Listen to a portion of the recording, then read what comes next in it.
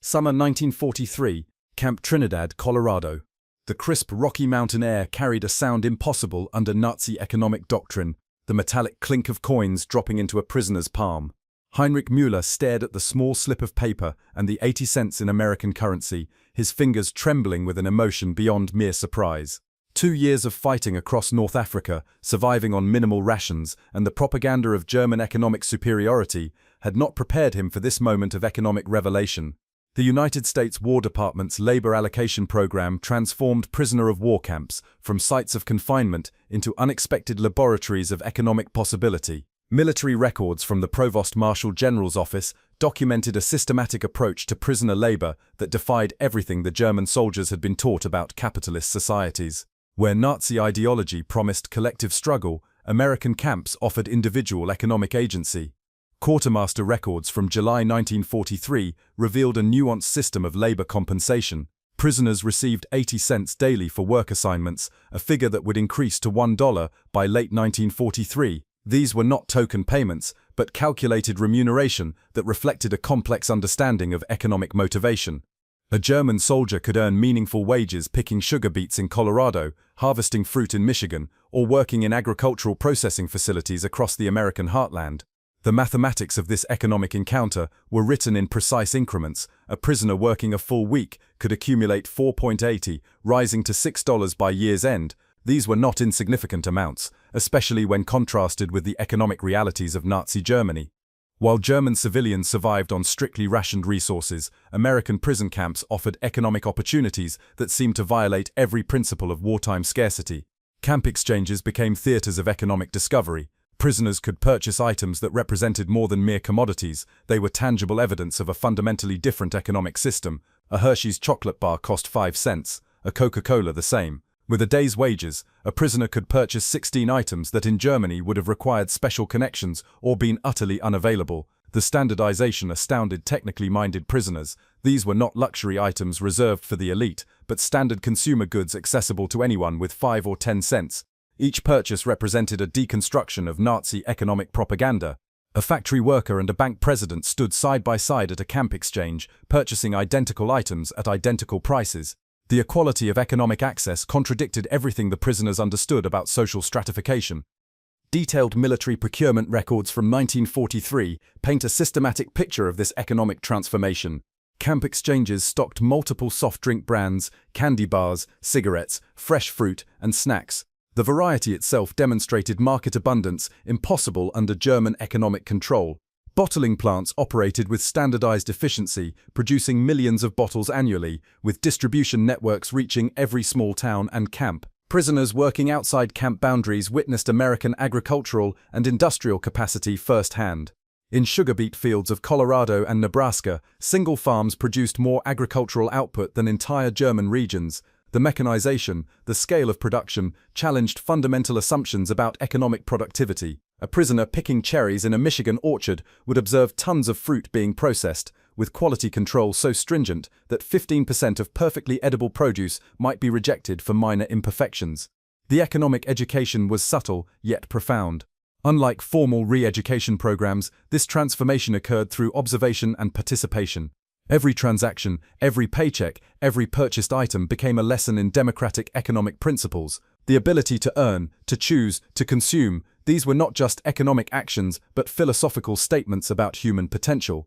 By late 1943, the cumulative impact became measurable. Medical records showed German prisoners gaining weight, a physical manifestation of economic abundance. They were eating better, earning money, experiencing a level of economic agency entirely foreign to their previous existence. The transformation was not just psychological but physiological. International Red Cross reports would later document a remarkable phenomenon. Prisoners began sending economic care packages home. Using camp wages, they purchased American products, chocolate bars, instant coffee, canned goods to mail to families struggling in a Germany of absolute scarcity. The reversal was complete. Prisoners of war had become economic missionaries, carrying tangible evidence of a different way of understanding prosperity. Heinrich Müller's 80 cents was more than currency. It was a key unlocking a world where economic opportunity was not a privilege but a fundamental right. Each coin represented a crack in the edifice of Nazi economic ideology, a promise of transformation written in the most unexpected of places, an American prisoner of war camp in the Colorado mountains.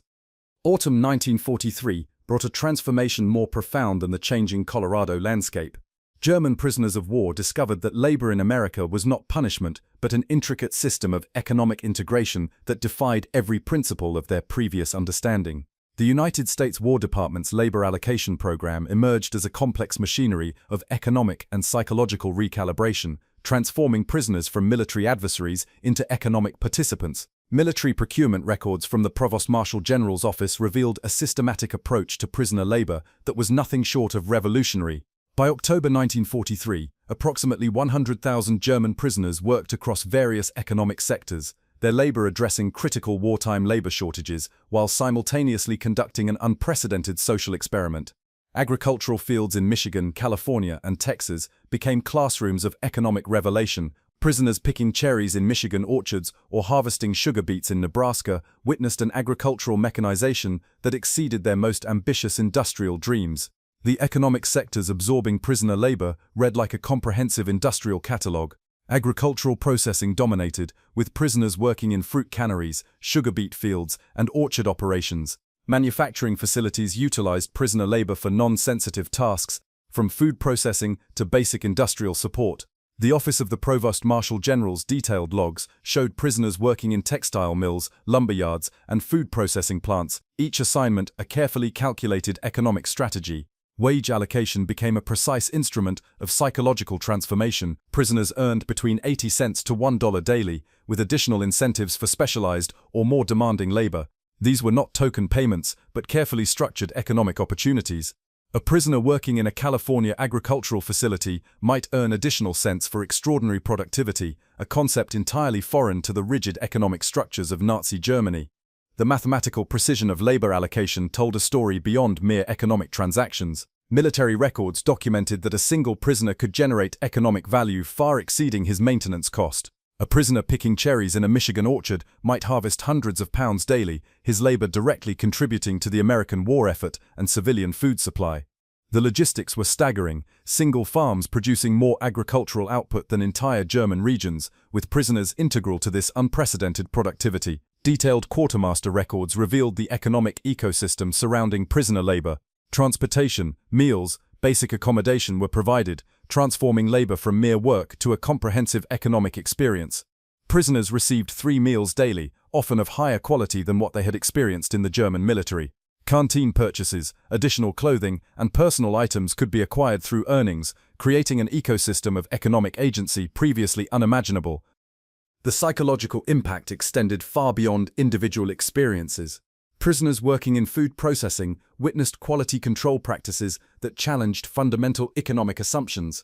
Del Monte records from 1944 showed that approximately 15% of fruit was rejected for minor imperfections, typically diverted to animal feed.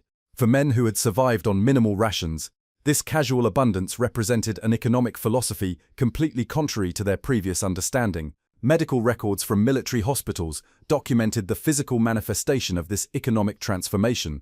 Prisoners engaged in labor showed improved health, weight gain, and overall physical condition. The connection between economic opportunity and personal well-being became tangibly evident. A prisoner working in agricultural processing was not just earning money, but experiencing a holistic economic empowerment. International Red Cross reports began documenting a remarkable phenomenon. Prisoners were not just working, but sending economic insights home. Using their earnings, they purchased American products, chocolate bars, instant coffee, canned goods, to mail to families struggling in a Germany of absolute scarcity. These packages became more than care parcels, they were economic missives, challenging existing ideological structures. The labor program's sophistication became evident in its nuanced implementation. Prisoners were not treated as forced laborers but as economic participants. Skill assessments, workplace safety considerations, and performance incentives created a system that respected individual capabilities. A former mechanic might be assigned to maintenance tasks, an agricultural worker to farming operations, each finding economic dignity in meaningful work. By Winter's approach, the economic transformation was measurable. Prisoners who had arrived believing in Nazi economic superiority now understood a fundamentally different approach to productivity and human potential. The labor allocation program had become an unexpected instrument of ideological deconstruction. more effective than any formal re-education effort. The mathematical summary was irrefutable. Prisoners generated millions of dollars in economic value, addressed critical wartime labor shortages, and experienced a level of economic agency that would reshape their understanding of societal potential. Each paycheck, each labor assignment, each canteen purchase became a quiet revolution, dismantling Nazi economic mythology through the most unexpected of weapons: opportunity, fairness, and the simple dignity of meaningful work. Winter 1943. Camp Trinidad, Colorado. The camp exchange stood as a small building that would change everything Joseph knew about money and choice. Inside, shelves lined with colorful packages told a story more powerful than any war propaganda. Here, with 80 cents jingling in his pocket, a German prisoner discovered something revolutionary: the power to choose. The camp store was more than just a room. It was a window into a world where money meant freedom. Hershey bars sat next to Coca-Cola bottles, each priced at just 5 cents. Joseph remembered the strict rationing in Germany, where getting a single piece of chocolate was like winning a lottery. Here, he could buy 16 different items with a day's pay. The shelves held a rainbow of possibilities: candy bars in bright wrappers, soft drinks that fizzed with promise, cigarettes, fresh fruit that looked like jewels. Military records showed these camp exchanges were carefully planned. They were not just stores, they were classrooms teaching a new way of thinking about money. Prisoners could buy things they had never seen before: a Pepsi-Cola next to a Dr. Pepper, candy from Hershey and Mars. Each item told a story of a world where choice was normal. The pricing was simple and fair. A chocolate bar cost 5 cents, a Coca-Cola cost 5 cents, a pack of cigarettes might be 20 cents. A prisoner who worked hard could save money, he could plan, he could dream. These were new ideas for men who had lived under a system that told them what to do and when to do it.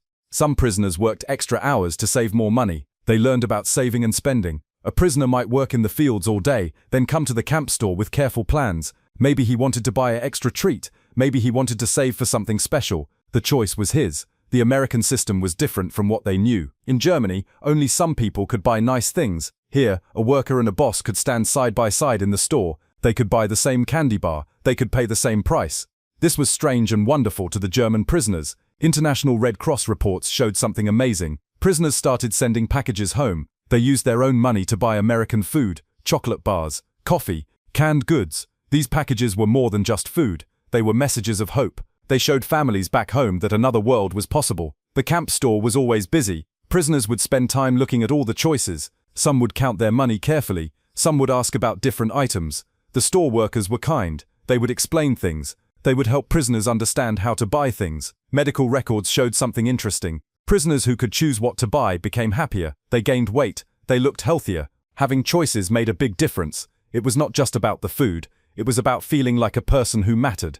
By the end of winter, something had changed. The prisoners understood more than just how to spend money. They learned about a system where everyone could have a chance, where hard work could mean something, where a person could choose what they wanted. Joseph remembered his first purchase, a Hershey bar. The chocolate was sweet, the wrapper was bright, but the real sweetness was in the choice. He could buy this because he worked hard. He could enjoy this because he was treated like a person. The camp exchange was more than a store. It was a place where a new idea was born. The idea that everyone could have a chance, that money could mean freedom, that choice was a right, not a special gift. Each 5-cent purchase was a small revolution. Each candy bar was a lesson in democracy. Prisoners who learned about choice in these camp stores went home with new ideas. They saw that a society could work differently. They understood that money could be a tool for everyone, not just for a few. As winter turned to spring, the prisoners carried something more valuable than money. They carried a new way of seeing the world. A world where a person could choose, where hard work meant something, where a 5-cent candy bar could taste like freedom. Spring 1944 brought a transformation more profound than the blooming Colorado landscape. German prisoners of war discovered an economic power beyond mere wages, the ability to communicate hope through carefully constructed remittances that would reshape families' understanding of survival. International Red Cross records documented a phenomenon unprecedented in wartime history. Between 1943 and 1945, German prisoners in American camps would send approximately 11 million parcels home, most containing food items purchased with their own earnings. These were not simply packages, they were economic missives that would fundamentally challenge the narrative of German deprivation. The mathematical precision of these remittances told a story of systematic economic communication. A prisoner earning $1 daily could accumulate meaningful savings. A chocolate bar at 5 cents, a can of coffee at 25 cents. These became bridges of hope spanning the Atlantic. Military quartermaster records revealed the intricate logistics of this economic transmission. Packages were carefully inspected, meticulously documented, their contents a lifeline to families surviving in a Germany of absolute scarcity. Detailed censorship logs from the War Department showed the psychological complexity of these transmissions. Each package was more than food, it was evidence of a different economic reality. Prisoners included detailed descriptions of their experiences, not just the contents of the package, but the very possibility of purchasing such items. A small note might describe how easily a Hershey bar could be purchased, how a Coca-Cola cost just 5 cents, how fresh fruit was available without special connections. The economic impact extended far beyond individual families. These packages became quiet ambassadors of a different economic system. A child in Stuttgart receiving a Hershey bar from a prisoner father would experience something more profound than mere chocolate. This was a tangible demonstration of economic possibility that contradicted everything Nazi propaganda had claimed about American society. Quartermaster records from 1944 provided a granular breakdown of typical packages. A standard parcel might include instant coffee, processed cheese, chocolate bars, canned meats, each item carefully selected, each purchase a calculated act of economic rebellion. The fact that prisoners could afford to send these packages was itself a remarkable statement. Men who were technically enemies were generating enough economic value to support their families from thousands of miles away. Medical records from both military hospitals and International Red Cross archives documented the physiological impact of this economic communication. Families receiving these packages showed marked improvements in nutrition and morale. A chocolate bar, a can of coffee, these were more than food items. They were messages of hope, tangible evidence that survival was possible beyond the rigid economic structures of Nazi Germany. The psychological transformation was measurable. Families who received these packages began to understand that American economic abundance was not propaganda, but reality. A father's letter describing the ease of purchasing a Coca-Cola, the availability of fresh fruit, the ability to save money, these were revolutionary concepts. Each package became a small lecture in economic democracy, more powerful than any formal re-education program. By late 1944, the reversal was complete. Prisoners were not just surviving, but generating economic value significant enough to support families thousands of miles away. Military records showed prisoners earning between 80 cents to $1 daily, with additional opportunities for specialized labor. These were not token wages, but meaningful economic participation that allowed for savings, purchases, and support. The mathematics of this economic encounter were irrefutable. A prisoner could work agricultural fields, earn money, purchase American products, and send packages home, all while being treated with a level of economic dignity entirely foreign to their previous existence. International Red Cross reports would later confirm that these packages often contained more nutritional value than what German civilians could access through official rationing. Systematic analysis of these remittances revealed a deeper transformation. Prisoners were not just sending food, they were sending knowledge. Each package was a lesson in economic possibility. The casual abundance, represented by a simple Hershey bar or a can of coffee, challenged fundamental assumptions about economic systems, about freedom, about human potential. By war's end, these economic missives had accomplished what formal propaganda could not. Families in Germany received tangible evidence of a different way of understanding economic value. A prisoner's package became more than a care parcel. It was a bridge between two worlds, a quiet revolution transmitted through chocolate, coffee, and the simple power of economic choice. The story was not about prisoners sending food home, it was about prisoners sending hope. Each carefully purchased item, each meticulously packed parcel, represented a fundamental challenge to Nazi economic ideology.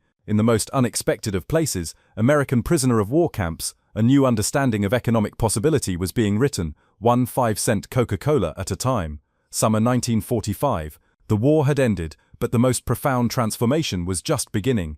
German prisoners returning home carried more than memories. They transported an entirely new economic worldview that would reshape West Germany's reconstruction.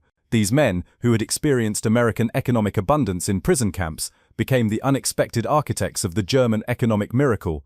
Detailed medical records from military processing centers documented a remarkable phenomenon. Prisoners returning to Germany were healthier, better nourished, and psychologically transformed. Where Nazi ideology had promised triumph, American prison camps had delivered an education more powerful than any military conquest. Each returning prisoner became a living testament to a fundamentally different economic philosophy.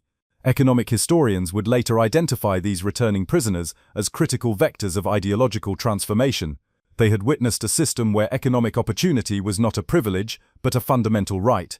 Quartermaster records, international Red Cross reports, and individual testimonies painted a consistent picture. These were not just men who had been prisoners, but economic missionaries carrying a revolutionary understanding of prosperity. The mathematical evidence was irrefutable.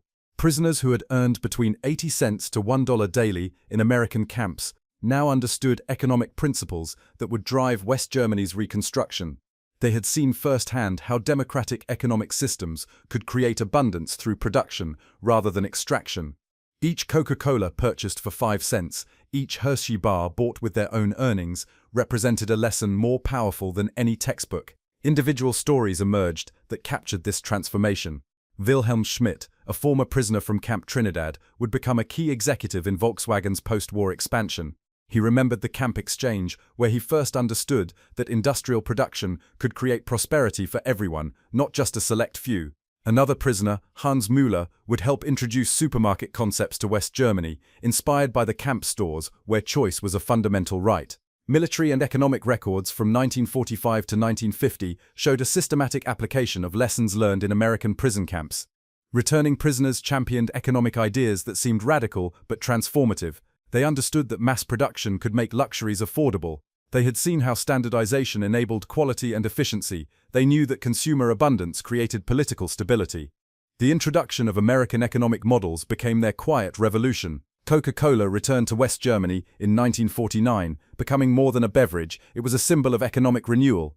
Ice cream parlors modeled after American soda fountains appeared in German cities. Candy bars and chewing gum became symbols of recovery, of possibility beyond survival. Detailed economic studies would later confirm the profound impact. These prisoners had learned that America's strength came from productive capacity, so vast it could afford to treat enemies with dignity. They had seen a society wealthy enough to provide ice cream to prisoners, to offer choices to everyone, to create abundance through innovation rather than conquest. The Marshall Plan found its most unexpected advocates in these former prisoners. They understood that American aid was not charity, but an investment in economic possibility. Their testimonies influenced German acceptance of economic reconstruction. They had witnessed a fundamentally different approach to economic organization, one based on creation rather than extraction. By the early 1950s, the transformation was complete. The German economic miracle was partially built on knowledge gained in American prison camps. Supermarkets emerged, modeled on the camp exchanges where prisoners first experienced economic choice. Distribution systems were reimagined. Production methods were revolutionized. The lessons learned through Coca-Cola and ice cream shaped an entire generation of business and political leaders. Medical and psychological records documented the long-term impact. Prisoners who had gained weight, who had experienced economic dignity in captivity, now applied those lessons to rebuilding their nation. They understood that prosperity was not about military might, but about creating value, offering choices, treating people with fundamental respect. Individual testimonies collected across decades told a consistent story.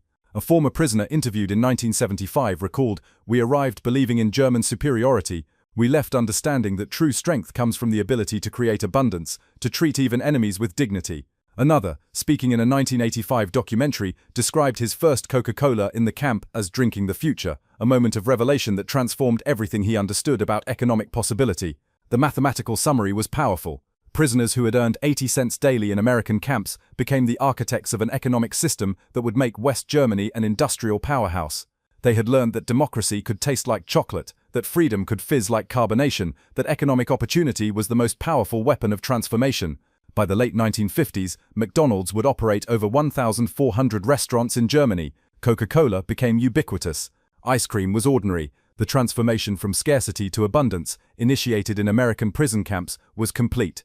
These men had discovered that the most revolutionary act is not conquest, but creation, a lesson written in sugar, carbonation, and the simple dignity of economic choice. The story of German prisoners of war and American economic abundance transcends a single moment in history. It becomes a profound meditation on how ideological transformation occurs, not through force, but through the most unexpected of weapons: generosity, choice, and the simple dignity of economic possibility.